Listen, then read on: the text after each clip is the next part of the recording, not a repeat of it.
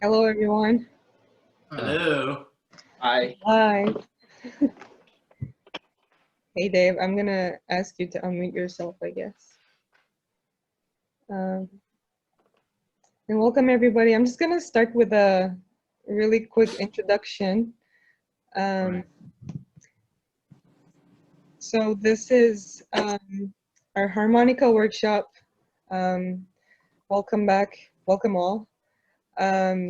We're here today with our host, Ken Kawashima, aka Sugar Brown, and guest musicians Bharath Rajakumar, Ken Yoshioka, and Dave Mowat. We will start with an hour workshop, and then we will have 30 minutes for your questions. If you're registered on Zoom with us watching live, you can just drop your questions on the Q&A box. It's just down below, or you can just ask it through chat box too. We're also streaming live right now on TBS Facebook page simultaneously, so you can also ask your questions down below on that live stream on the comment section too. We will monitor that and try to answer and cover all the questions coming in today. So Sugar Brown will take the lead in a second, but I just wanted to thank you to our sponsor for this live stream, which is Tim Hortons Southside Shuffle Blues and Jazz Festival, as well as our year-round supporters, Toronto Arts Council, Ontario Arts Council, as well as Government of Canada. As you may already know, COVID has impacted the music industry heavily, unfortunately, and it's really important to have your support during these challenging times for us. So if you would like to make a donation, it's tax deductible because TBS is a not-for-profit charity, and you can do that by visiting our website, torontobluesociety.com. And we're actually celebrating our 35th anniversary, so every little contribution counts. And on that note, I would like to turn to Ken and to start the workshop. I'm just going to take my note. Thank you, and welcome everyone to the Harmonica Workshop. And it's a real honor to have been asked specifically by one of Toronto's great harmonica players, Mark the Bird Stafford. And he asked me to do this time, and I was very honored to have been asked and to gather,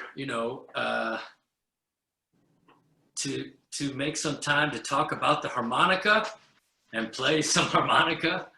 I mean, one of these instruments that is kind of assumed to be part of the blues, but it's, obviously, an old instrument. And but I've noticed that it's kind of an instrument that has a certain popularity, but also compared to, say, guitar players, I mean, it's like for every 20 guitar players, there's probably one harmonica player, maybe. I don't know the statistics, but you know what I mean. It's not these days. Well, hopefully it's ascending, and it's exciting in any case to organize a blues event around the harmonica for me personally, because for me, the harmonica was really the entry into the blues itself for me. And it was through the harmonica that I was able to play in a band for the first time in my life, in a blues band. I'd never been in a band ever before that, even though I played piano, but I never played with a band. It was because I was able to play harmonica that I was able to join a blues band when I was 18. And that changed my life.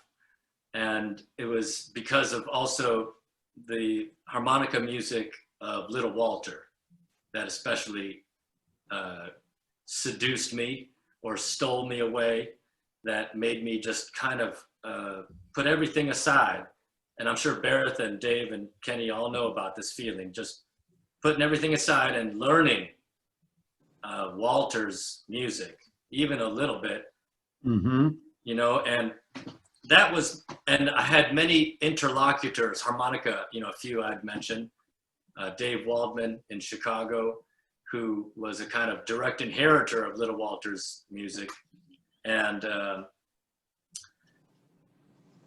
it showed a kind of beauty, for me, especially the amplified harmonica in Jimmy Rogers' band, which I saw live, it was not only a big sound, but it was a beautiful sound. And then acoustically, it just was, it has such a close relation to the voice, I think, that it can really pull on your heartstrings, you know, the harmonica. And I have a similar experience with Yeah. Dave Waldman, and actually the fact that it was so attainable and the fact that I could see it live in today's terms rather than just listening to records. Yeah. It's such a beautiful experience. Yeah, and so we could, you know, we have a Dave Waldman connection and Little Walter, and that's something that's, at least for me, been the reason why I played blues in the first place and tried to, you know, get better and better at it by playing all sides in the ghetto in the west side of Chicago with a black audience primarily. And, you know, I just got to say it was just the most wonderful experience because everyone was so welcoming to this, you know, to me, I had no idea, you know, really what I was doing, and yet they could tell that I was trying to play Little Walter, and they'd be like, yo, that's, you know, one time, for example, and this will be, I'll move on to some other issues, but just to think about the harmonica, how meaningful it is to me, I was so overcome by this desire to learn Little Walter's harmonica that I started going to all these clubs by myself, basically, and sitting in with famous, it turns out, you know, blues guys who I didn't always know at the time. But one time I went to the public library where Sunnyland Slim and Louis Myers, who played with Little Walter, they were performing a duet. And I walked right up to them and I said, can I sit in with you guys?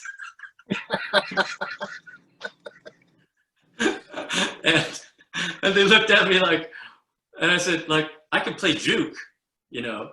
And they're like, you can play juke? And I played a little, and they let me sit in with them, you know? And they just thought it was probably adorable. But it just changed my life. And then I started playing with Tail Dragger, a singer on the west side of Chicago. And I played harmonica, and I played through this big Fender Super Reverb amp, and I was feeding back all the time because I couldn't control my microphone. And then after 6-7 years, I felt that my harmonica playing was plateauing. I didn't know what to do with my harmonica playing at a certain point. And I felt like I was never able to attain the beauty of Little Walter's harmonica playing. And I felt always kind of down about it.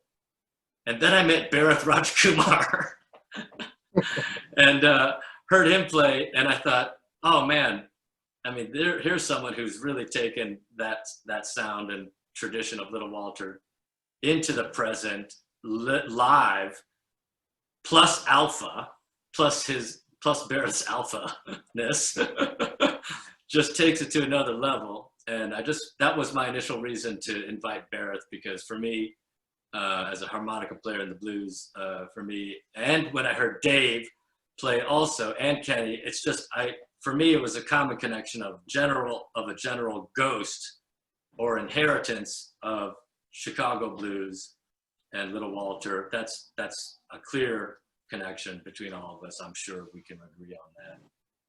And I wanted to maybe turn it over to Bharath first of all, and say what an honor it is that you can play, and maybe you can talk about how you started playing the harmonica in Montreal when you're, about 16, if I'm not mistaken, and maybe you could play a song. Can you play a song, you know?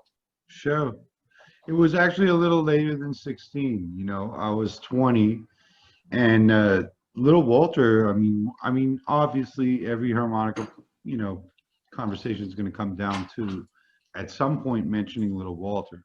Little Walter was not actually the first harmonica player I ever heard. I heard, you know, Howlin' Wolf was actually the first guy that I heard play harmonica. I love Howlin' Wolf's harp playing, man. I mean, just as much as Little Walter, man. It's so deep, you know, and I think that inspired a love for playing harmonica, or a love for listening to the music itself. After which I heard Junior Wells.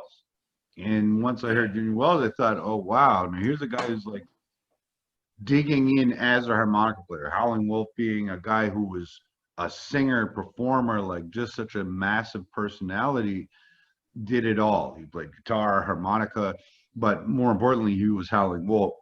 When I heard Junior Wells, I heard a guy who was really digging into harmonica and saying, look, man, and that kind of introduced me to other players because Junior Wells had such a love for Sonny Boy as well. Yeah. So that led me to Sonny Boy. And Sonny Boy was like, is probably still to this day. He reminds me so much of my dad because he's like a wise man. And truly everything that Sonny Boy says, you know, there's so much more intelligence to blues than people give it credit for. They look at blues and they say, well, you know, like, oh, it's just people crying their sorrows. There's a deep, deep intelligence to what people are saying and message behind blues in that, you know, these are everyday lessons that we're all going through no matter what walk of life you're in. Yeah. We all have these common experiences. And what was most impressive about Sonny Boy was that he would be talking about common issues, not necessarily only ethnic issues, but more importantly, common human issues. Like, I got to mop the floor. You got to help me, woman. Like, you got to, you know, like, we got to do this together or we're never going to survive. Domestic labor issues. Yeah. I mean, these are things that we all go through. And I think that was the thing that impressed me the most is that, you know, and I think that's like something that people forget when they get into blues is how human and how real the message behind blues is. So Sonny Boy was truly the guy I first sat down with and listened to harmonica. Then I was at a party and I heard Roller Coaster. Uh-oh. I had this tattooed on my neck. Yeah, I know. And it was like the entire room disappeared. Yeah. And I was like, I couldn't even believe it was a harmonica number one. And then I was like, it was like just like a hand of God reaching into my chest and grabbing me by the heart. Come on, man. Okay, listen, come on. Why don't you play a couple bars of Roller Coaster? No, come on, man. Just the beginning, or a part, just to give us a taste. No, not the whole thing.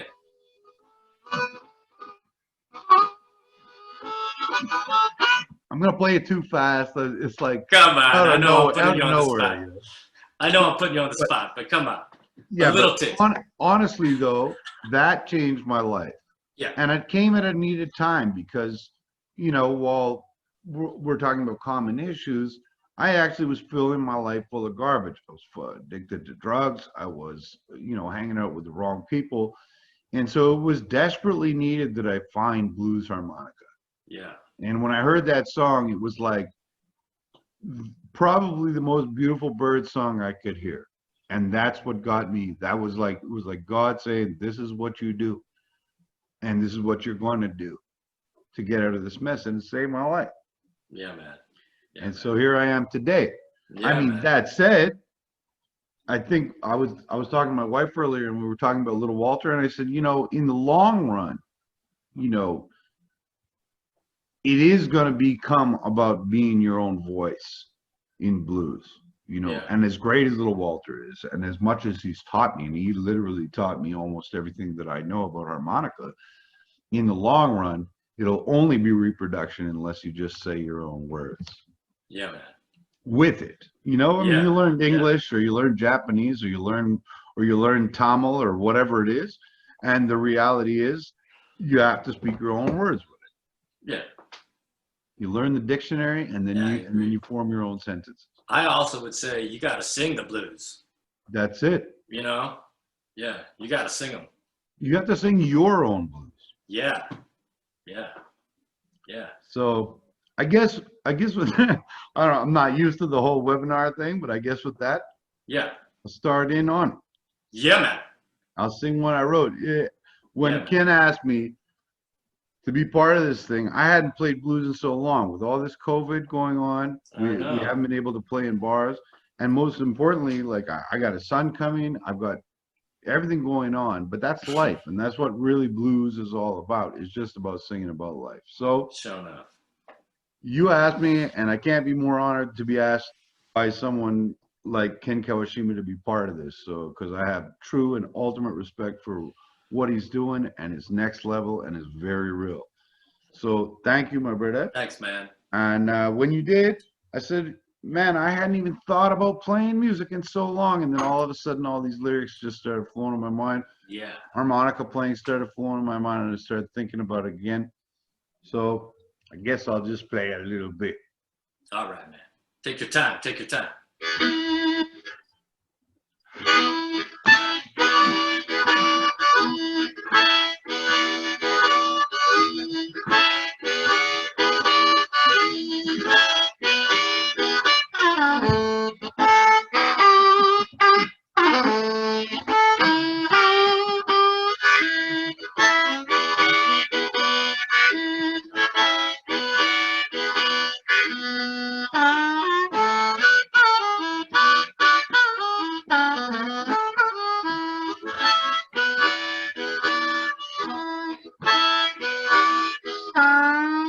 You know you kill me, baby, Yeah. when you kill my name. If you don't want to call me, baby, gonna make you my friend. Well, hey,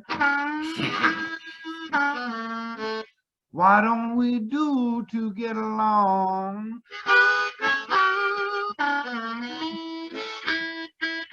I am warning you, baby, you gonna lose your happy home. Yeah. Me tell you once, not gonna tell you again. You got to fix up, baby. Stop playing this game. Well, hey, hey.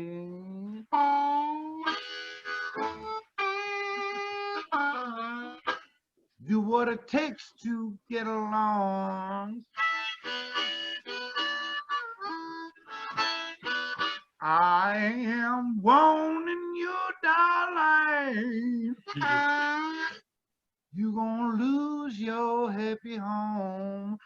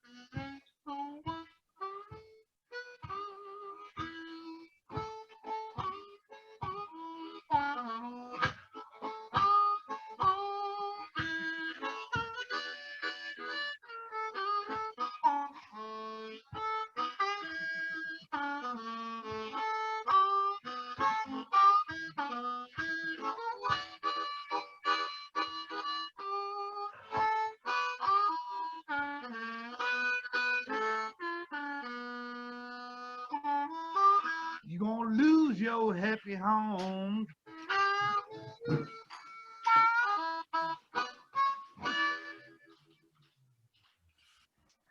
There you go. Yeah, baby. Yeah, man. Yeah, man. Yeah, man. I mean, it's wonderful to hear.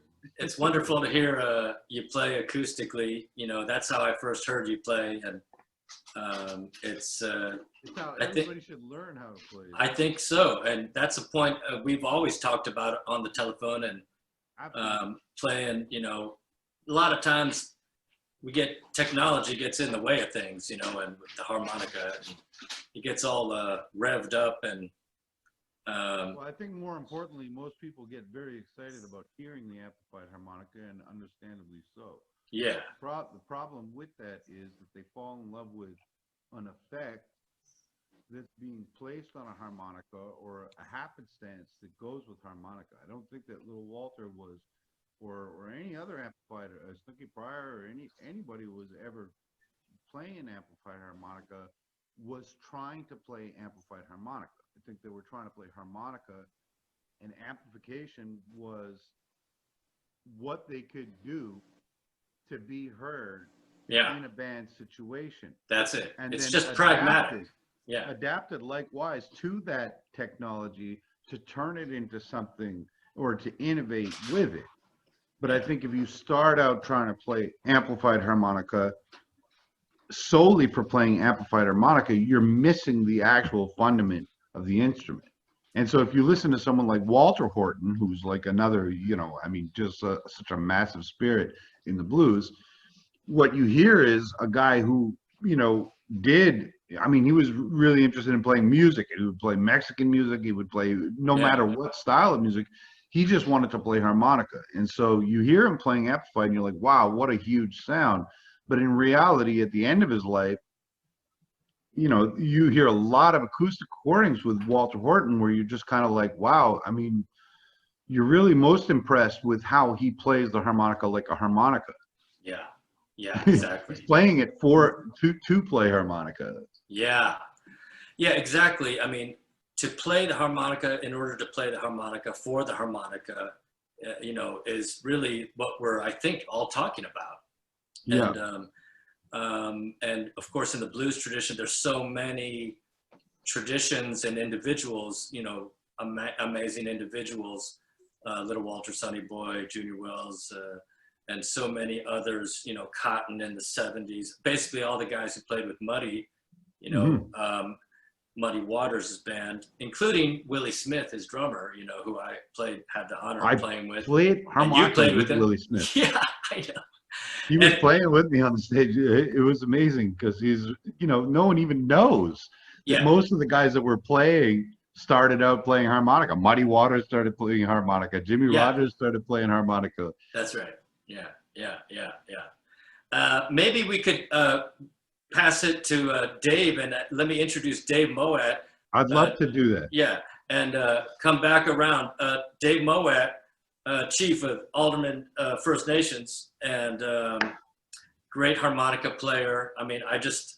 When I first heard you live in Toronto, it just sent me back to a beautiful place of harmonica sounds that has become more and more hard to hear and frequently, but also just the beauty of your playing.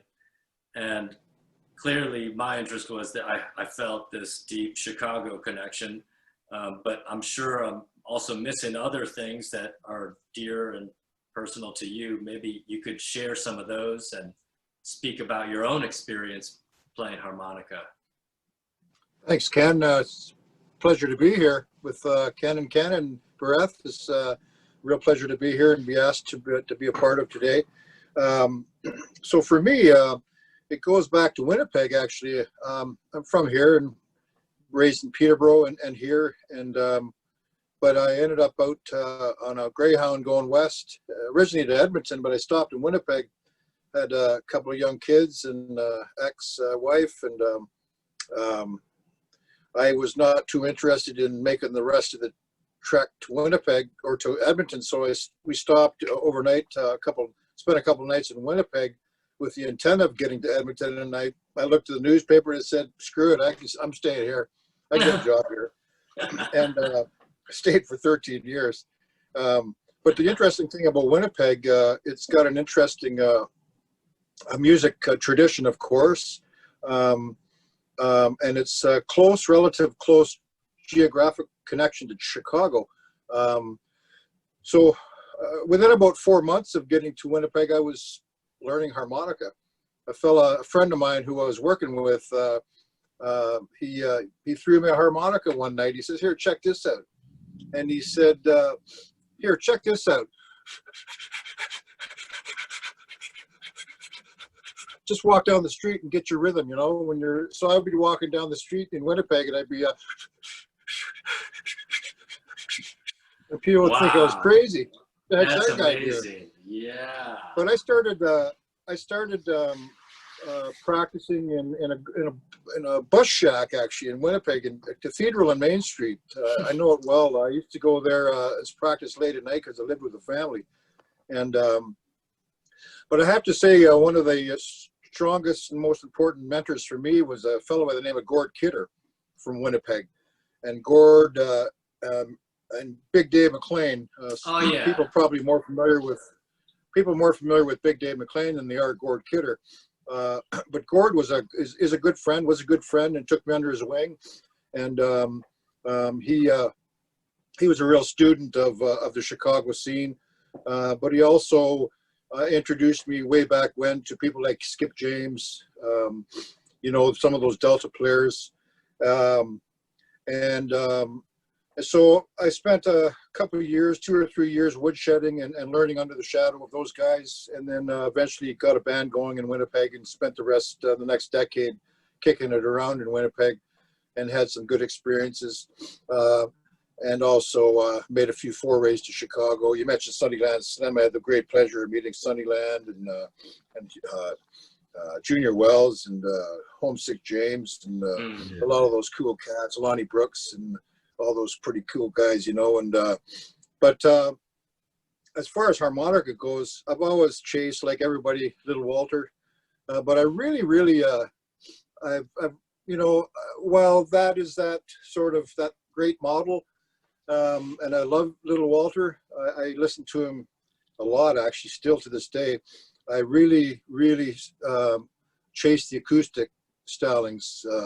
I really love to play acoustically, and so from that, I've sort of, even on gigs, you know, to this day, I probably play half the night acoustically with the band.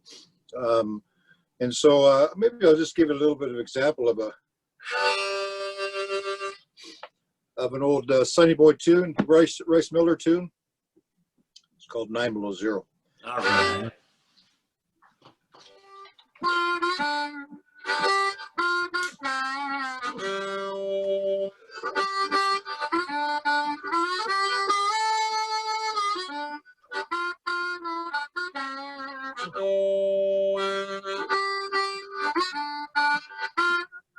Ain't that a pity? People out of clouds and crying to shame.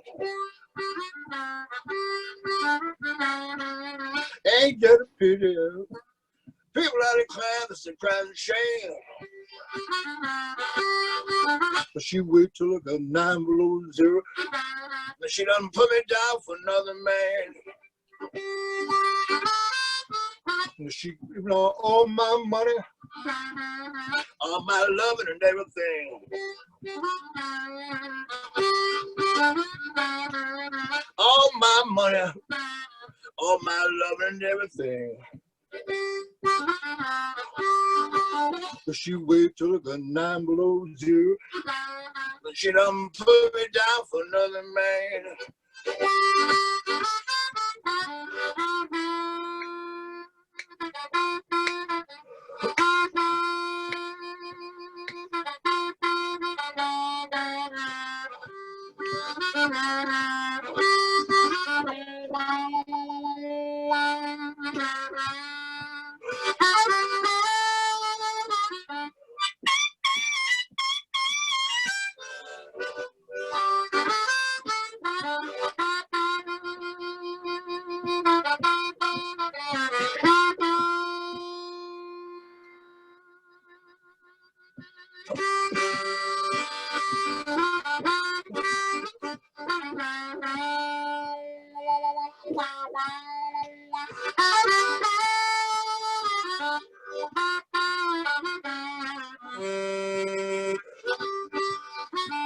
She waited the 9 below zero.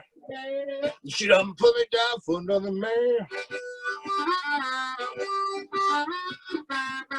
9 below zero. She done put me down for another man. And I ain't got me no place to stay. And I ain't got me no lousy die.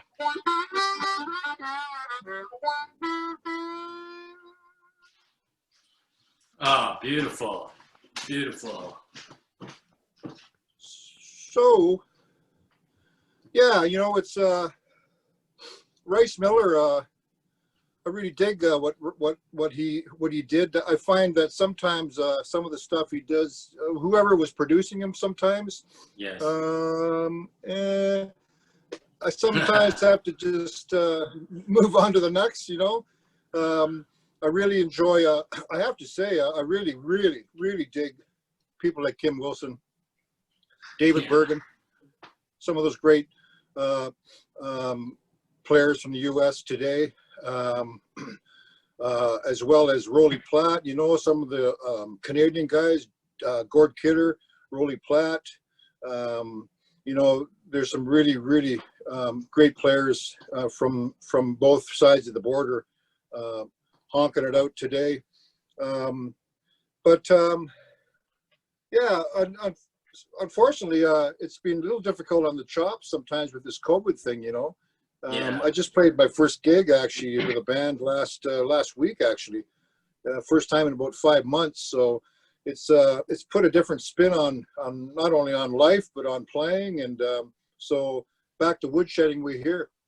I mean, in what ways are you playing less harmonica or more? I mean, how has it affected directly your harmonica playing? Obviously, Well, we don't want. you know, obviously, we don't want to share our harmonicas with people during COVID. just that you know, that camaraderie, right? And that that band thing and that The social experience. playing off everybody, you know. And exactly. it's been a lonely world sometimes. That's actually a huge part of, you know, blues, Dave. I mean, well, you're nailing something right there. When I first went to Chicago and I was sitting in front of Dave Myers, Willie Smith was on drums, and Dave Waldman, who we were mentioning earlier, was playing harmonica. Yeah. And, you know, I was pretty amazed by what I was seeing, obviously, because it was blues. But, man, someone walked up, a friend of the band walked up, and he had a baby carriage. His wife was with him. And all of a sudden, he said, and Dave Myers turned over to him and said, "Hey, you want to sing one?" And he said, "Yeah, sure." And the man gets up and he starts singing "Too Late" by Little Walter. And I thought to myself, at that moment, I thought, you know, this is not just about a show. This is about a community coming together and just like playing. You know, it was amazing to me how much. And from that day, like the experience was more social to me than it was actually just about being a performance for people where people stand on a stage and tell the audience what's what. This is more of like when you stand in front of an audience, you're actually like talking to people who could talk back to you and actually sing back to you. It's so deeply important part of the blues. Yeah, you know, man. What you're touching on is very real to me. Yeah, man. For sure. Living in the country, you know, living in the countryside here, I do miss that social part of it. The communal part of the blues, you know. In Winnipeg, it was it's not a big blues scene, but it was a family. I got to say, it was really like a family.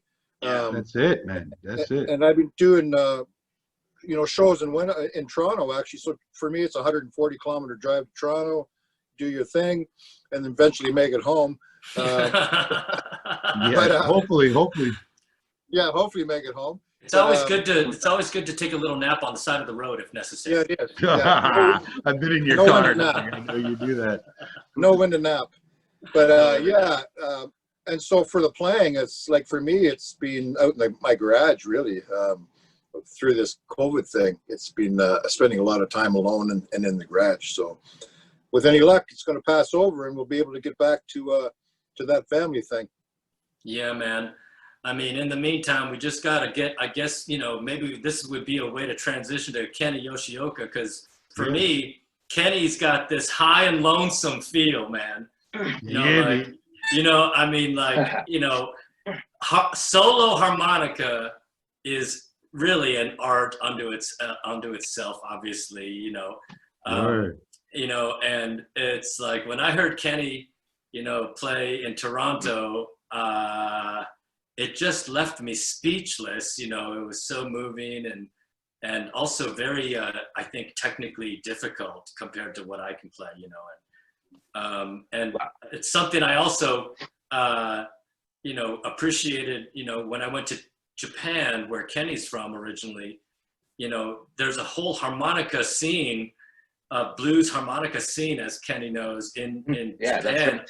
In Japan, and I had the great pleasure of playing there after I left Chicago in 1995.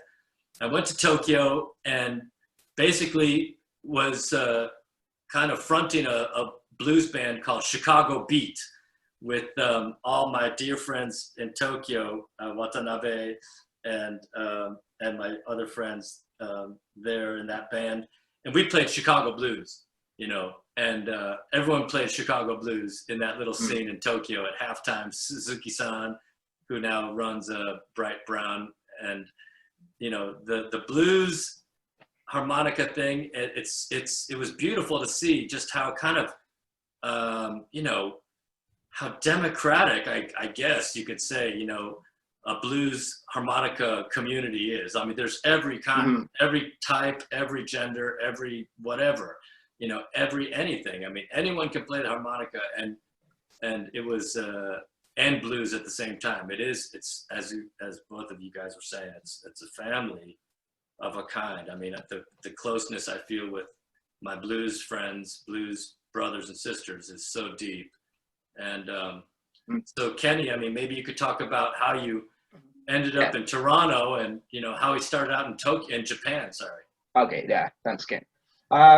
Well, I started actually playing classic rock, and I joined a band. I played with friends, and there were a couple of like good guitar players, and then I started to sing, and you know, otherwise I would play guitar, right? But then I got really into it, and then started to listen to,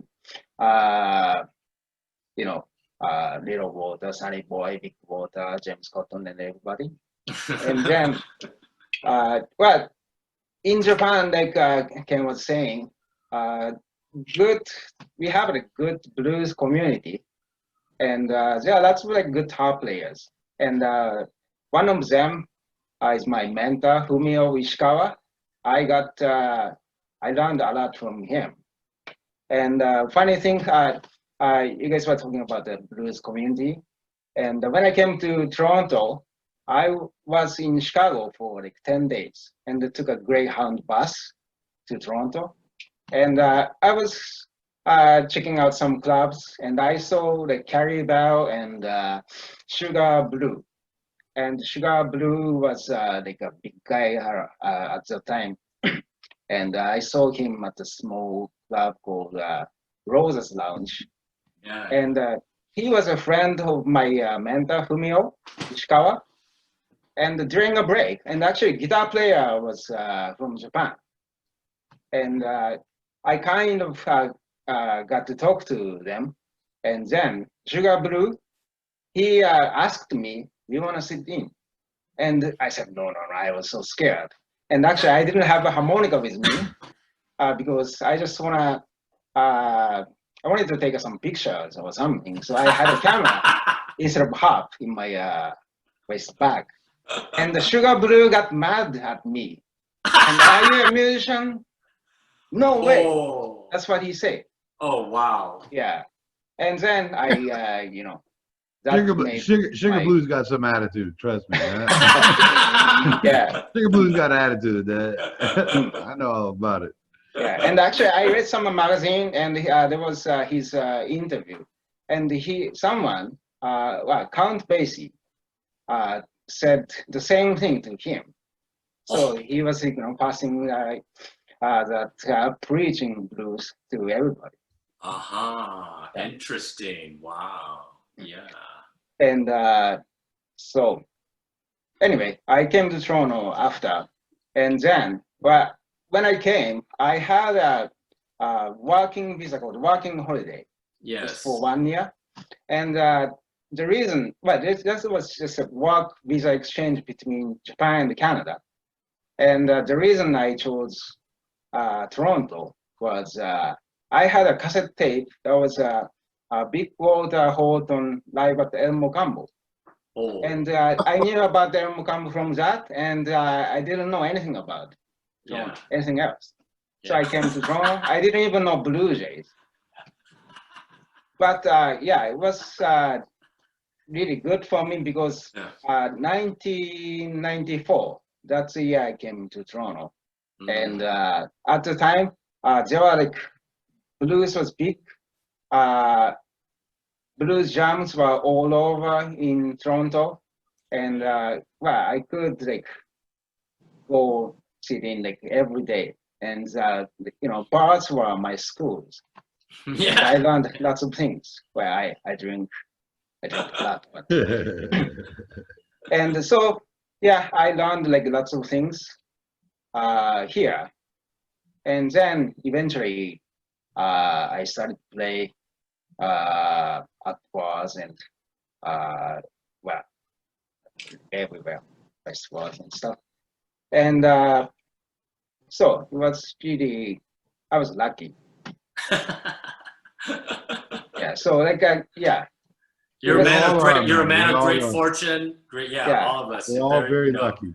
Yeah. We're all Yeah, lucky. We're all I lucky. didn't really plan, but yeah, it ended up being like this. So it was, and I'm like really honored to be part of this harmonic workshop. And yeah, thanks for having me. And Ken, let me hear you play, man. Yeah. Okay. Like everyone's like watching, like waiting to hear you do your thing. I want to do a bit of like old stuff, harmonica playing from way back, like early years of history from blues harp. 1920s, they did like lots of train imitation, train harmonica sound. And I want to do lots of parts from like few different songs. And yeah, DeFord Bailey, he's a big guy. He's like a first harmonica wizard. And George Brett Williams, he's like very powerful. And Freeman Stowers, he's not as famous as other guys, but he had, well, he's kind of like my, he did my favorite harmonica training tune. Awesome. And Is that are those guys from the 1920s or 30s? yes. Or yes. 20s. 20s. Okay. Yes. They have some recordings, even like on YouTube. Yes. Like 1927, 28. Actually, can I show you something? I made a song list. Yeah. Good for you. We were, yeah.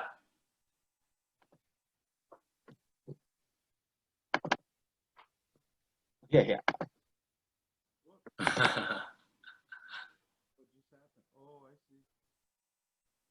Yeah, you can share your screen. Is it on it? No, Yeah. we only.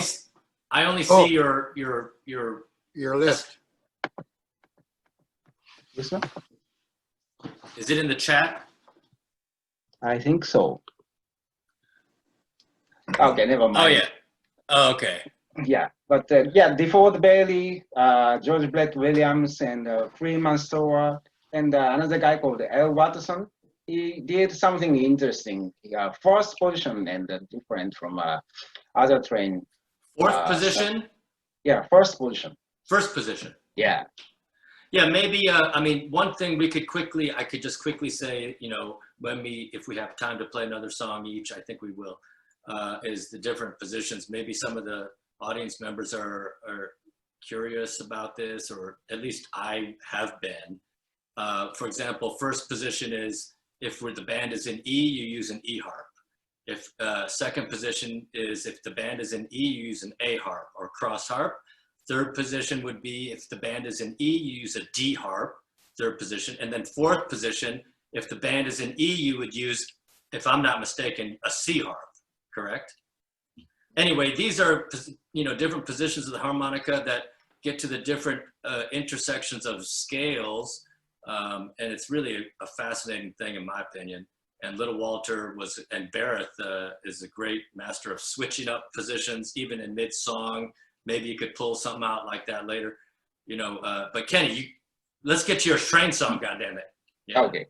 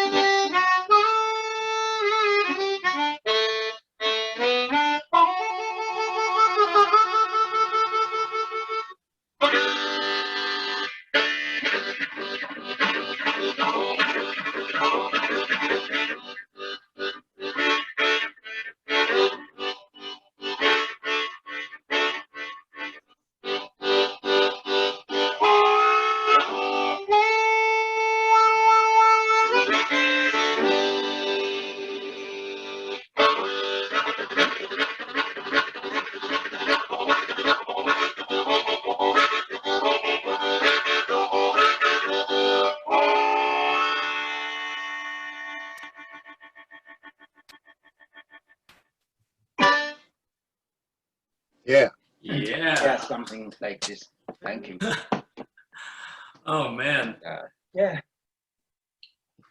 That's one style that always like really like amazed me. You know, listen to Sonny Terry do train songs, and Mm-hmm.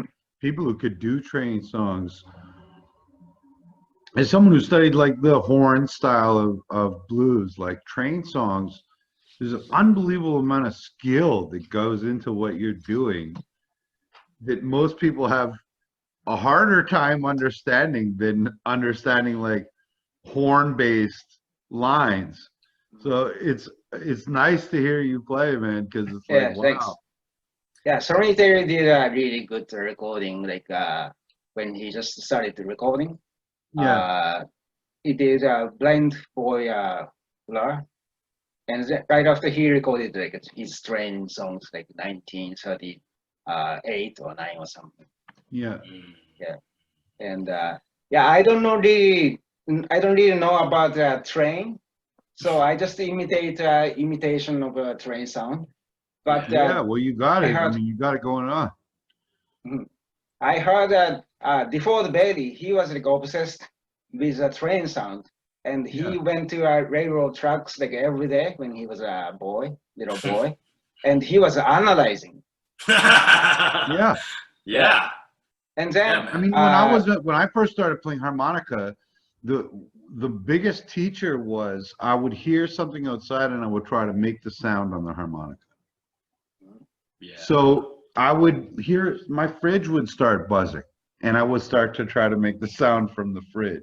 Yeah. And it teaches you. I mean, your ears are your biggest teacher, right? Yeah, Bharath, you once told me that, you know, well, we've always, whenever we talk on the phone about blues harmonica, we often talk about breathing and, you know, like breathing and harmonica playing, and how, like, one of the beautiful things about Little Walter's playing is he's really playing, of course, but he's just breathing also. Yeah, I mean, not just, it's in and out, you know, or the function of his breathing. Yeah, and that, you know, that's really, I think, what distinguishes, you know, your beginner harp player and then your intermediate and advanced player. They really can, you know, you have to be able to overcome the feeling of discomfort when you run out of air. You know that feeling? That for me, someone who has you know, who has been diagnosed occasionally with asthma, you know, it's like you don't want, that's a terrible feeling.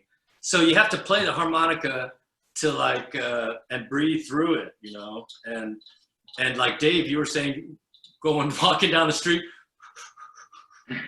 you know, and it's really, you know, I've learned, you know, it helps to do a lot of sit-ups or something, you know, because if you get your, you know, if you got your good core, your breathing on the harmonica can be much more controlled, you know. Yeah, and it has to be incorporated into your breathing. And I think that with the Little Walter thing that you're talking about, what's happening is if you're listening to a lot of what he's formed in, you know, and a lot of what a lot of players have formed is through a function of their breath. So there's a lot of rests where people are playing, you know, let's say inhale 2, they're actually exhaling on 3 in second position because it's just it becomes a function of their breath. Yeah. So there's a lot more to that than, you know, like the front page. Like when you look deeper into harmonica playing, breath, you can't play harmonica unless you make it so integral with your breath. It is part of your breath. It is your breath.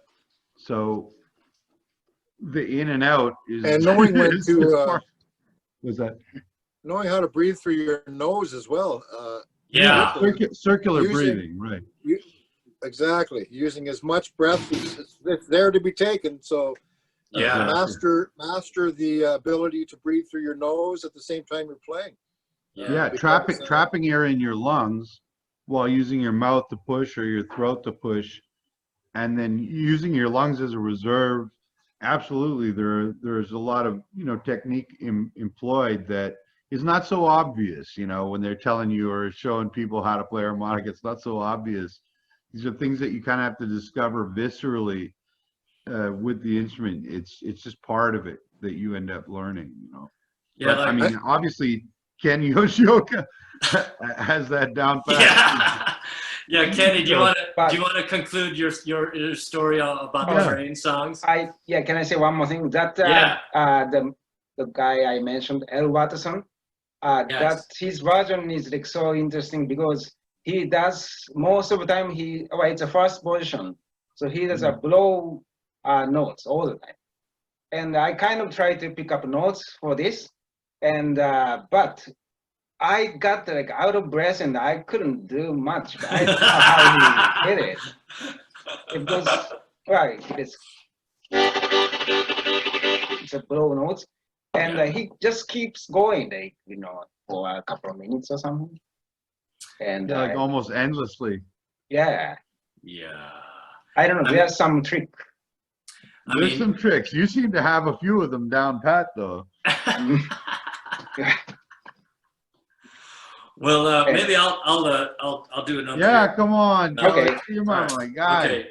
Here's something Sign, kind my of. God. It's going to be a little different, okay? Because one thing I wanted to say is I've been listening to so much ska music and Mexican music, and I call it Caribbean music, and I have this fantasy, imagining little Walter playing down there somehow, and now tell me, how's that piano sound? Is it too It loud? sounds good.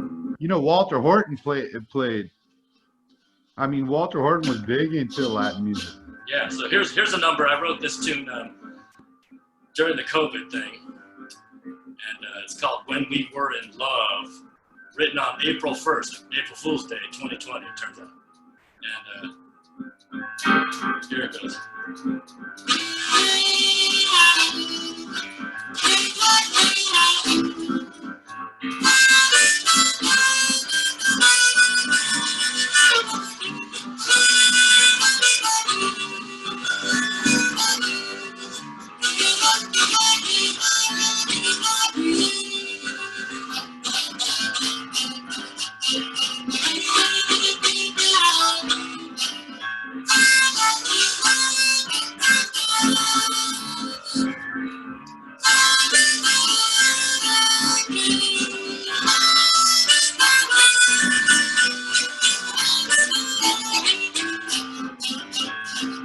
When I call you dear, you were only near, so I'll stop my letter this way.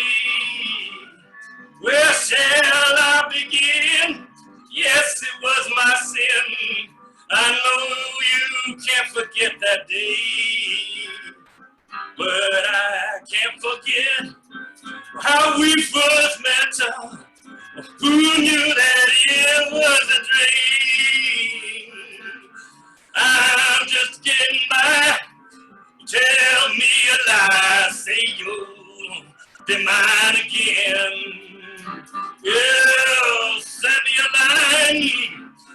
Remember the time when we were in love.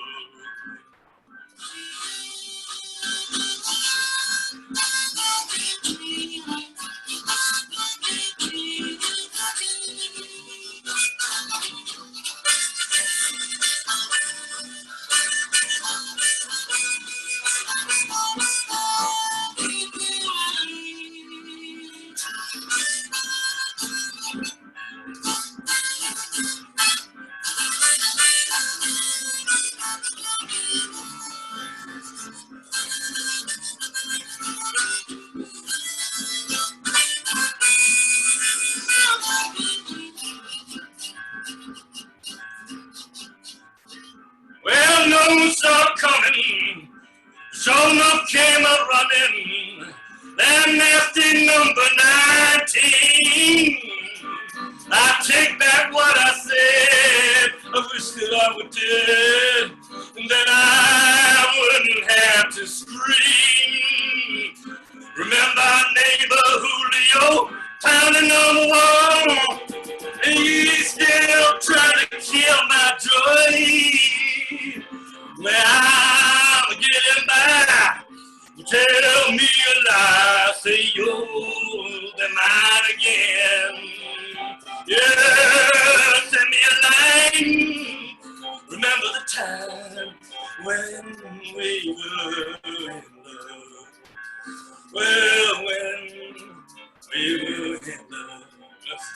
Yeah, man, we will.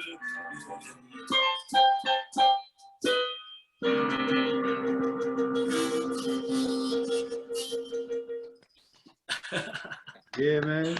Yeah. Still, yeah, man. Yeah, I've been working on these natural minor harmonicas. I love them.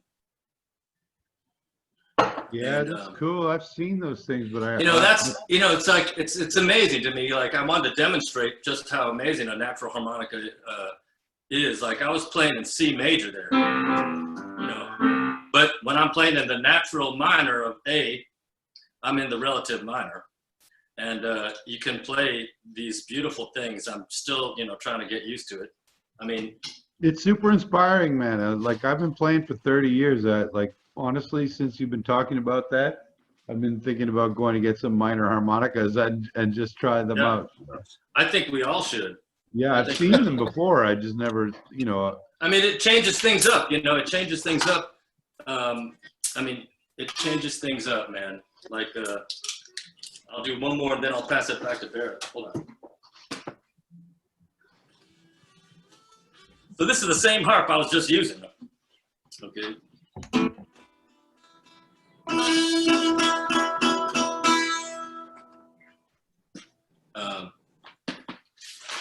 Yeah.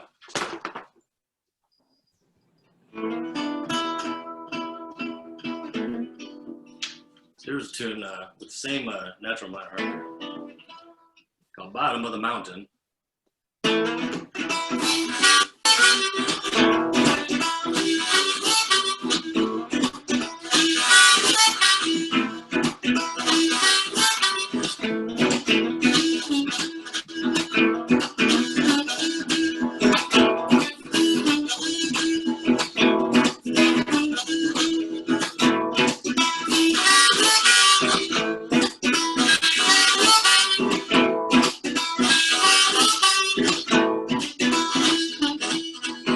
I'm at the bottom of the mountain, I ain't lying. I'm at the bottom of the mountain, baby, I'm a-trying. Yeah, I'm at the bottom of the mountain with the lost and found. I'm at the bottom of the mountain going underground. Bottom of the mountain going underground.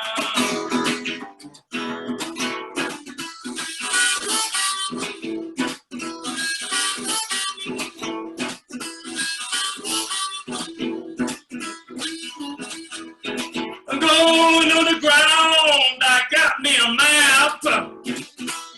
I'm going underground, take a long nap. I'm going underground with soup and a bone. I'm going underground and hammer that stone. Going underground and hammer that stone.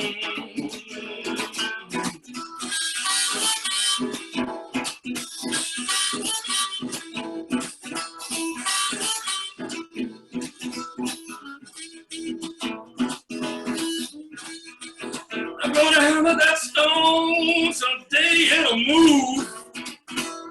I'm gonna hammer that stone, someday it'll groove. I'm gonna hammer that stone and move it around.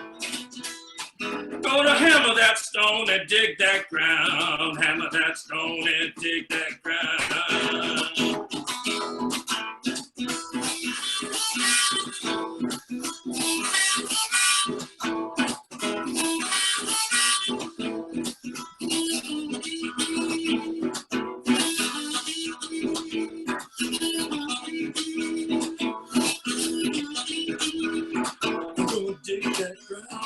My crown. I'm gonna dig that ground where there ain't no cops. I'm gonna dig that ground to the other side. I'm gonna dig that ground, baby, I ain't lying. Dig that ground, baby, I ain't lying.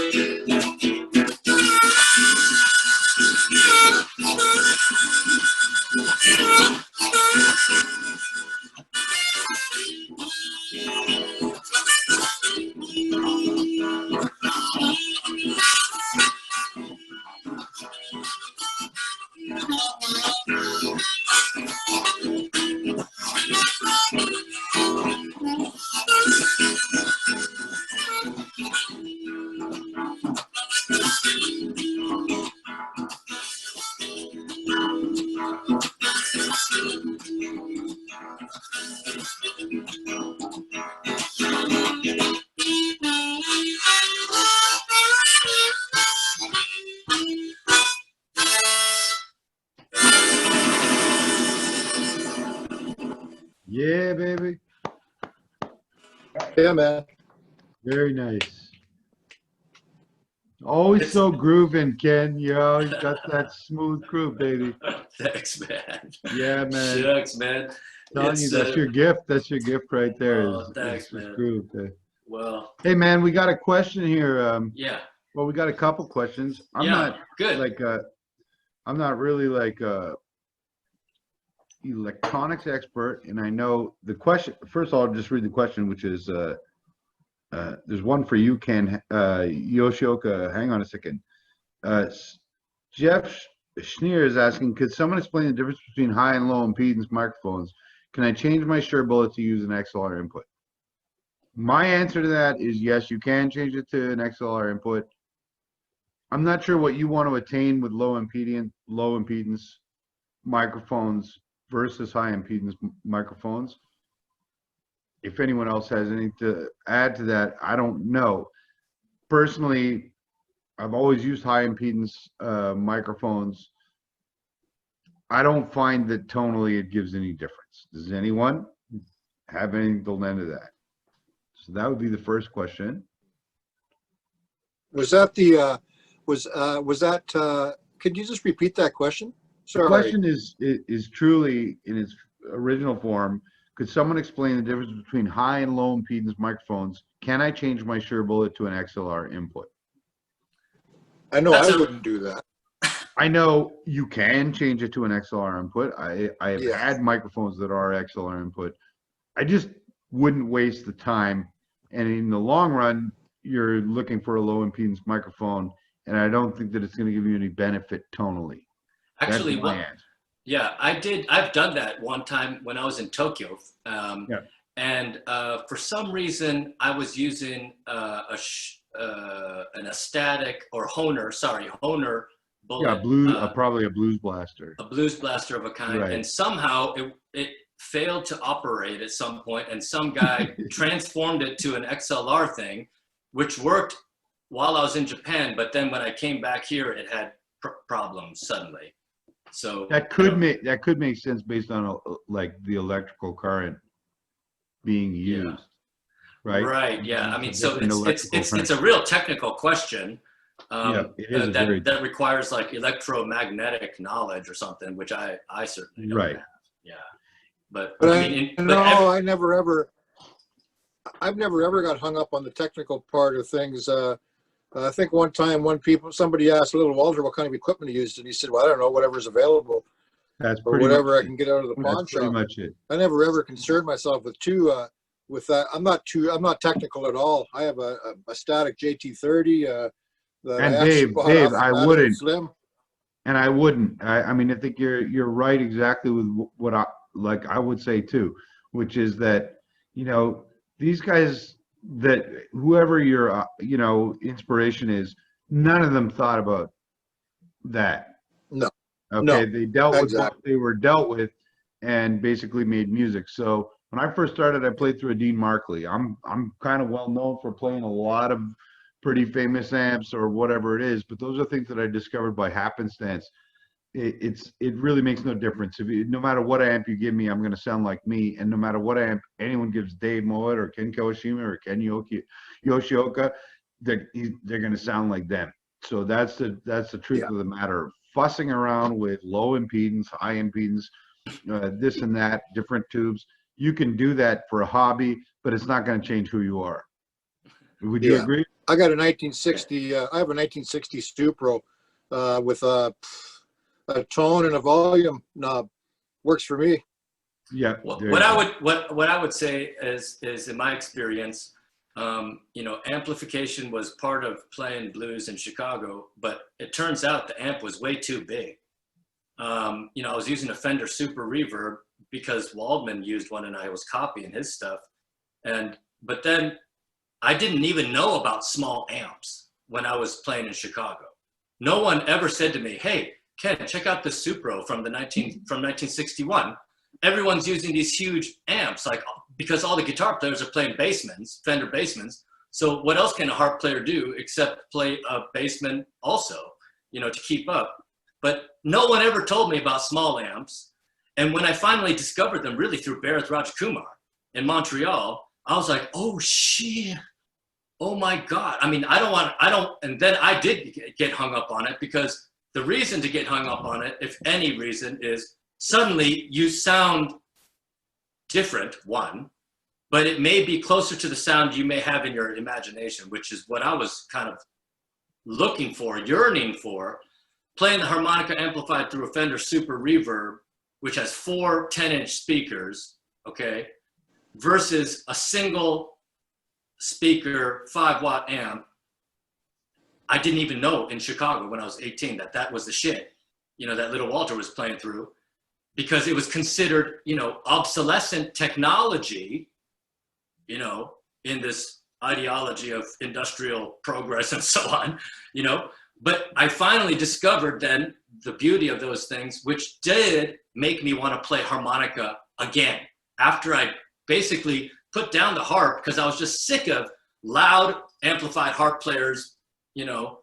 Yeah. You know, They can be an inspiration. they can be an inspiration. Like Kim Wilson was my inspiration too, like Dave. Like I heard him play and I was just like, you know, it was just an overwhelming sense. But then you get like, you know, we have to be careful with that, because what you want to amplify through 6 speakers, say, you know, Yeah, but you better have a good technique acoustically before you blow through like a huge rig like that, and, you know, potentially endanger. Yeah, but Ken, you know. Ken, here's what I want to say, like, to add to that and to complement that statement. I mean, you're talking about Kim Wilson and his amplified tone. Kim has actually called me up and like compared amps on the phone with me, where he's asking me, "What do you think about this sound versus this sound?" Yeah. Asking me about Masco amps in specific. Yeah. I mean, even a guy who's doing that, like Kim, is going to call me up and ask me about tone. Everybody is kind of trying to like play around with tone, so it becomes like more of an issue or topic for discussion than it does for the actual substance of the music. That's And it. I think in the long run, if you see, like someone mentioned Carrie Bell earlier, I've seen Carrie Bell play through 2 Leslies. I've played a Dan Electro Commando through a Leslie. I've played you know, a National treble tone. It doesn't, in the long run, nothing will change who you are. Kim Wilson is great because he's Kim Wilson, He's a and great he's harp put player. He's great, so much great deep musician. soul into his playing.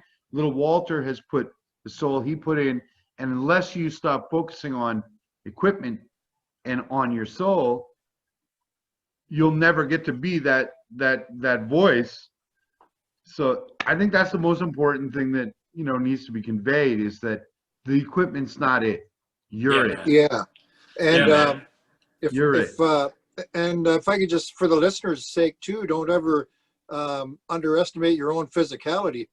Yeah. You know, your trunk, that diaphragm, and your own physical ability to get those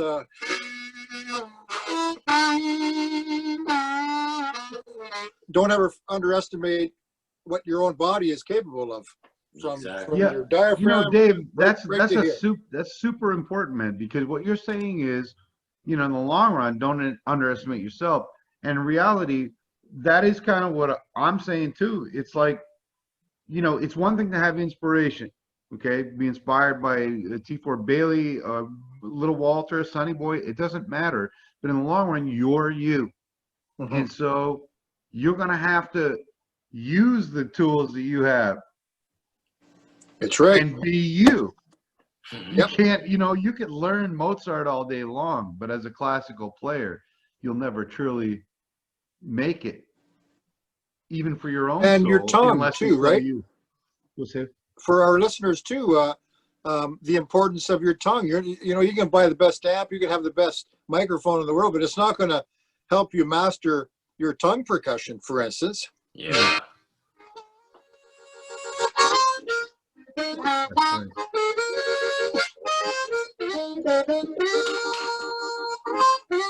Nobody can, there's no machine or there's no amp or there's no microphone that's going to allow you to do that other than what's inside, right in here and right That's down right. there. Yeah, we're built with all the tools. Hey, listen, man, Right. I was charged with the job of asking questions, and because I'm getting them on the side here, so I just want to get them in. Ken, I know I know you're hosting this thing. That somehow these questions are coming in. I just want to let you know what's going on. Yeah. Rick Ingleson is asking, kind of a question that's touching, from a band standpoint. He goes, I've got 3 questions for anybody and everybody. First is how you deal within a band situation, other players walking all over you. Okay, I'll read all of it. Okay. Second, I was approached at an open mic jam by another harp player whose sight unseen wanted to do a duet thing. I said, this isn't a competition. Have you ever had to deal with that, and how did you handle it?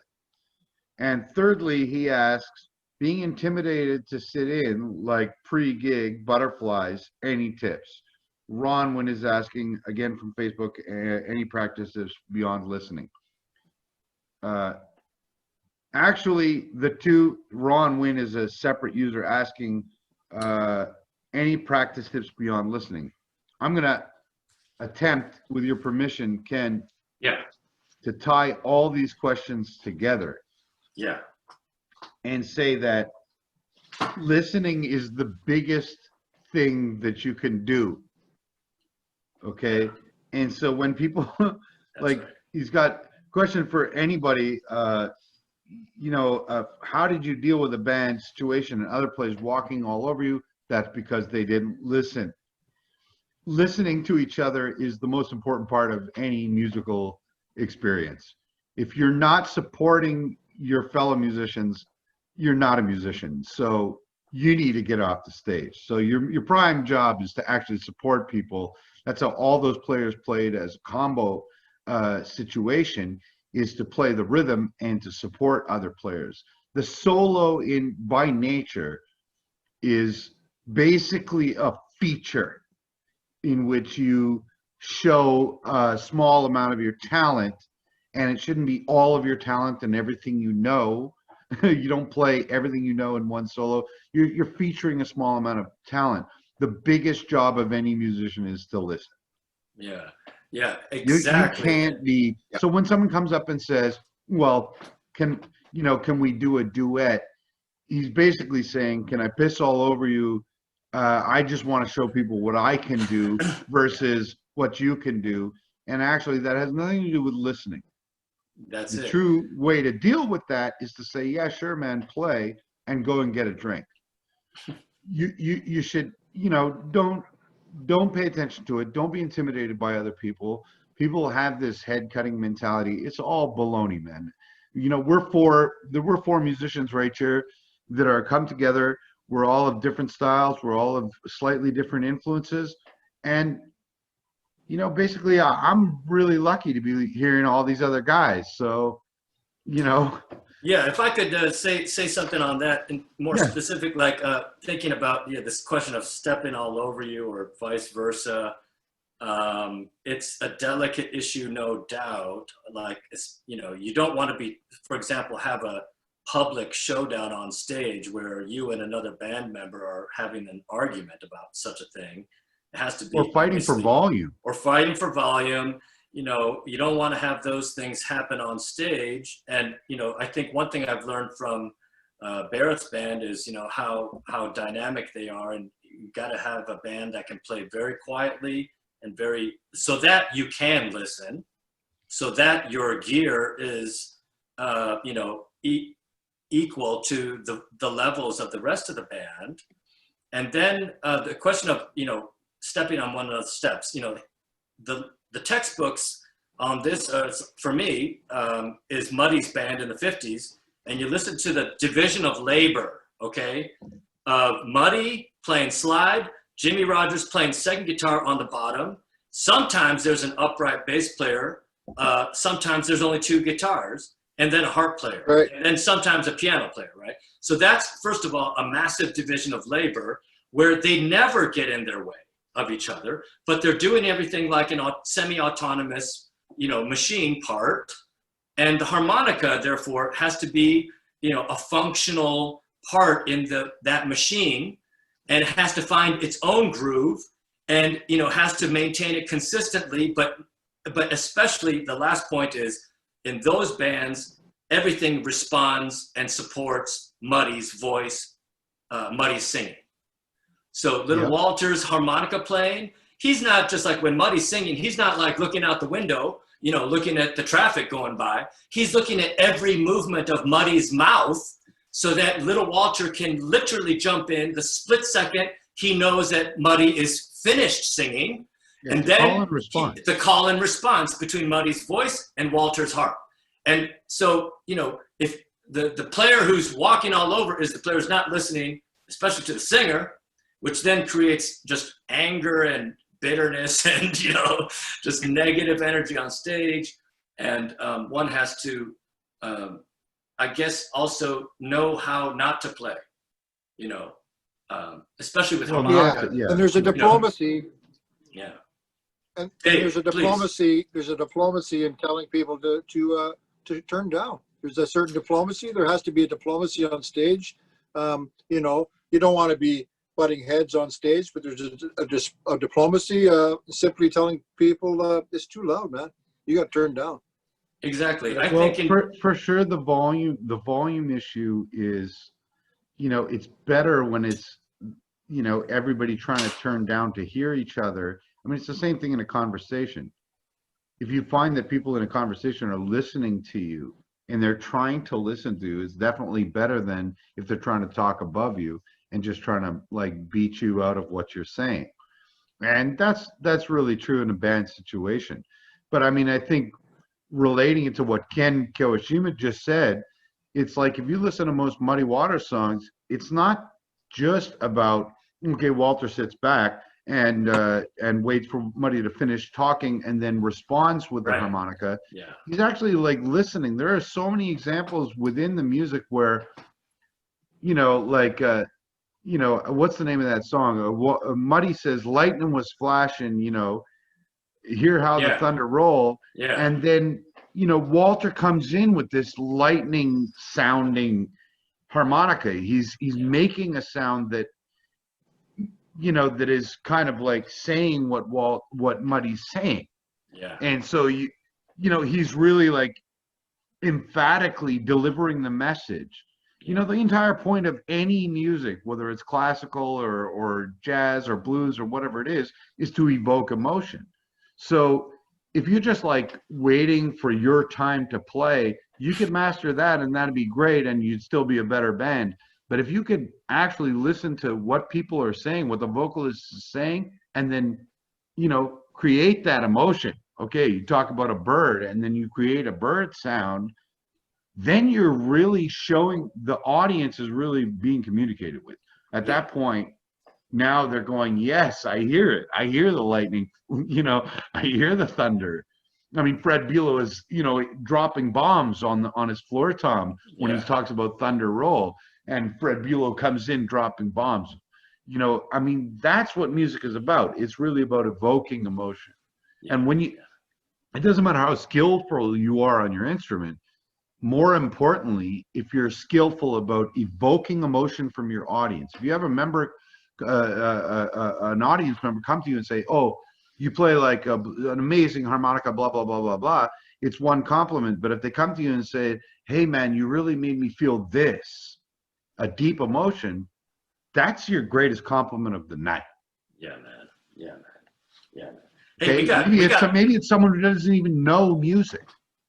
They don't even know about blues music. And they come to you and you say, hey, you really made me feel this. You're a superstar. Yeah. I mean, you've really changed someone's life. You've changed the way you've changed their night. You've changed the way they feel about their day. And you know how it is to wake up with a bad day. You've changed something. So that's the success of being a musician. And I think that's goes back to the community conversation we were having before about a community.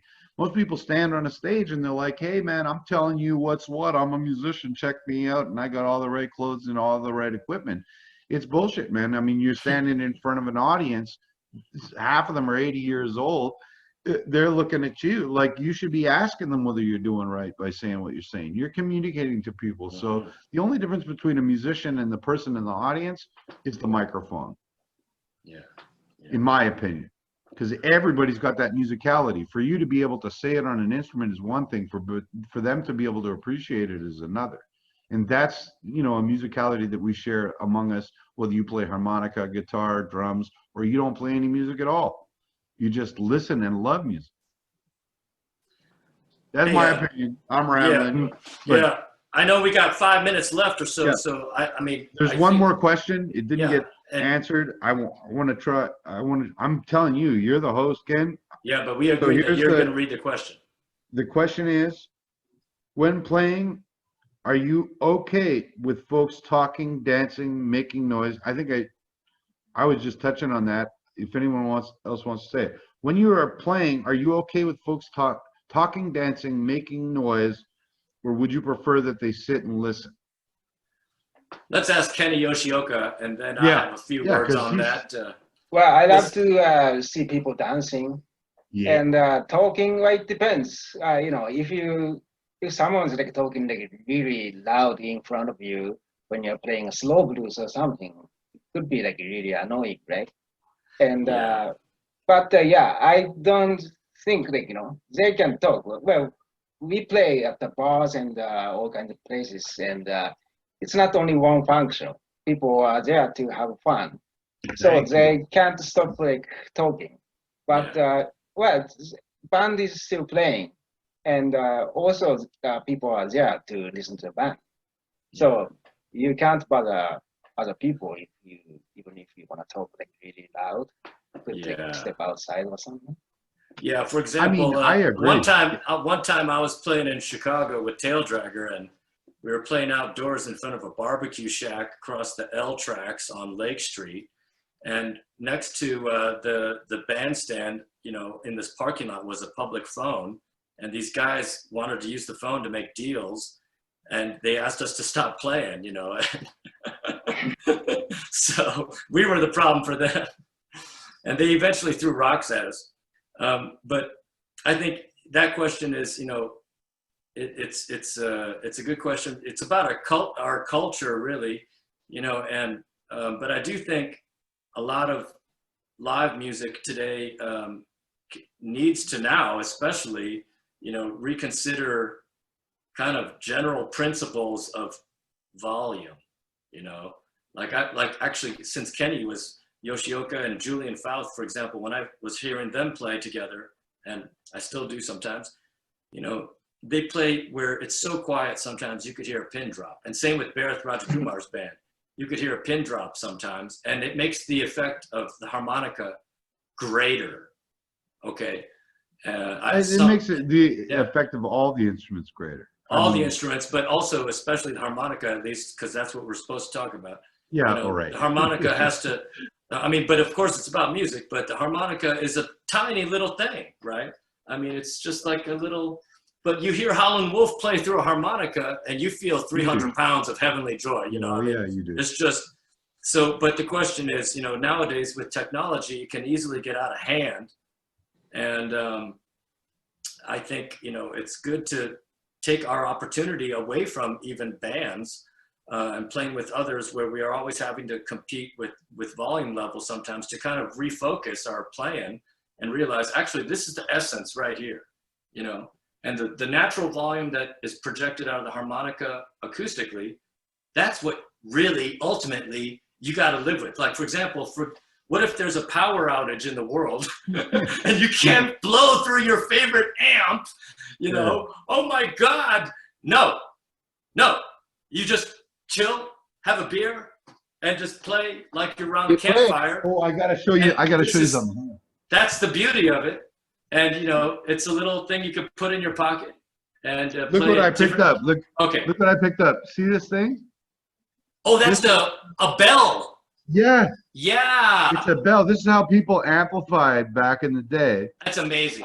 And it's a brass bell. It was made by Hohner. I don't know if you can see that shit. Amazing. Oh man, you And gotta blow through basically, that. you would put the harmonica inside it. Yeah. It clips in Lovely. inside the bell, and then you would play. And you, but And I you- picked this thing up, and that's like the old form of amplification. You know, That's that's how it. I started in the street. I used to take like a paper cup from the coffee store, and Walter Horton was like, I mean, a master Right. at doing that shit. But he would amplify that way. If I'm not Yeah. mistaken, I think Raleigh Platt has promoted a similar device that's slightly larger, but it looks really good too. And it's made out of a metallic thing, because I got to say, anything that the problem I find with some amplification techniques for the harmonica, which I was going to bring some examples, but they're often made out of plastic. So if you Yeah. put a harmonica into a tube of plastic, and then think you can get the pickup to get a good tone, it won't. seems impossible. It seems like mushy to me, you know, if it Yep. passes through plastic. It's got to be metal, Wooden metal, ceramic, baby. wooden maybe, but Yep. plastic, I just think it's just too 20th century. Just Yeah, quickly, let's use this to forward that idea. Yeah. Okay, Just- wood just and metal. quickly, That's guys. where Wood it's and at. metal, wood and metal, wood and metal. Yeah, wood and metal. just quickly, a friend of mine out in Winnipeg, he just invented this harp projector. It's called, he calls it Barbecue Bose harp projector. And it's the Okay. same print. Yeah, it's almost like a ceramic material. I'll send you the link on that, and you can share it with your own respective friends. It's pretty cool. I see. Ceramic would be good though. Yeah. It's interesting. Having said that, I mean, I didn't want to sound totally, you know, down on plastic, you know, but like there's Yeah, a you're great, Ken's Is it- waiting for a lawsuit from Lee Oscar. no, hardly. No, there's a great company also called Racket, RACKIT, and they make a little rack that you can put on here, on your rack, with a little microphone, and they're really good. They're really good, and it'd be great to see it in wood and metal, but I think they're using 3D printing, and you know it's Holy good. shit. Right. Yeah, so that's interesting stuff. 3D printing. Yeah. What an amazing function. of And science. I guess I don't know what the rules are on the time limitations of the webinar, which is supposed to end, I guess, 2 minutes ago. I don't know if Uma wants to intervene to let me know, like, if we should wrap it up. Should I start saying thank you to everyone? I think maybe it might be time to say thank you. I think so. There was just like one last request, but maybe we can end on that. If Ken Yoshioka wants, Yes. somebody asked if he could play This Train I Ain't Got No Engine. I don't know, maybe if you want. I didn't want to ignore that, by the way. I didn't want Yeah. to ignore that. I saw that. I was just trying to figure out how to fit that in. I know. Everyone wants to hear this man play. I don't know the song though. Anybody knows? Who did it? Sorry? Ken Yoshioka is asking who did it. At least I know why, because at least he'll have an idea of how to like Learn it. Yeah.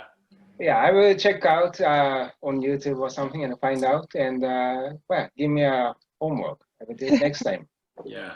And maybe one last thing I should ask, you know, or let everyone know maybe where, well, I guess no one's really playing out in bars at the moment, but Kenny, you're still in Toronto. Dave, you are in the Alderville First Nations near North of Coburg, Ontario. Yeah, north of Coburg. And Bharath Rajakumar in Montreal. No, And- yeah. Yeah, No. yeah. I ain't there. So upstairs, for example, I'm in outer upstairs space, baby. upstairs is not happening right now. No. Well, Yeah. they actually said that you can only have trios and you can't sing and you have to wear a mask. You know, I we're in see. strange times, guys. Hey, you could do Little Walter instrumentals. With a mask on? You could get a modified mask. Yeah. I don't know. Yeah, that's too challenging, I think. Anyway, Well, if this was the COVID forum, I'd be talking my ass off because, you know, Yeah. it's crazy strange times right now. yeah, crazy strange times. But I guess I should say we should wrap it up, and I want to say thank you to Kenny, Yoshioka, Dave Mowat, Bharath Thank you. Rajakumar, and Uma. You guys are amazing. I hope That's great. hope the audience has gotten something out of it. It's a new experience for all of us doing this stuff online. Hope you got a little taste of the beauty of the harmonica and the blues, and we'll see everyone soon.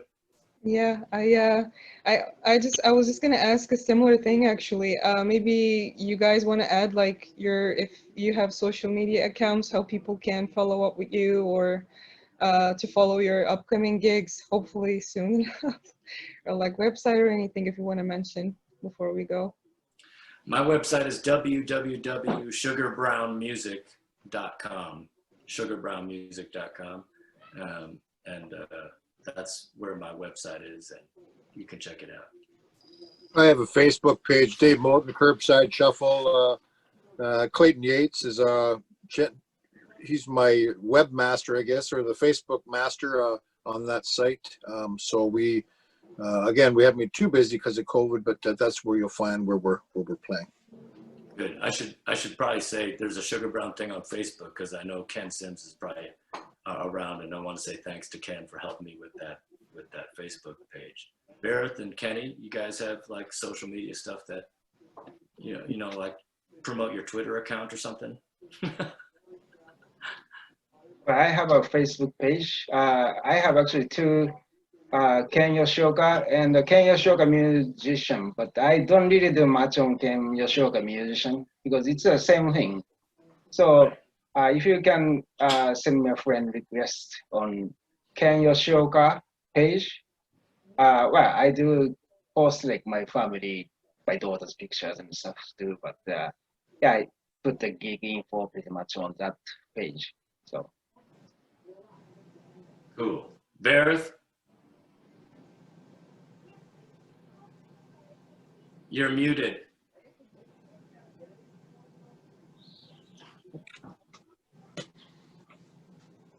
Oh, your sound is blocked. You're not muted, but we can't hear you, unfortunately. Somehow your sound is blocked, Bharath.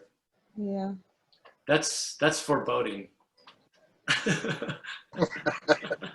Well, okay, I think let's wrap it up. And I want to say thank you, Uma and the TBS and everyone there for helping out, and all the volunteers at the Toronto Blues Society for really making this thing happen. It was a lot of fun for me, and let's fellas, let's stay in touch.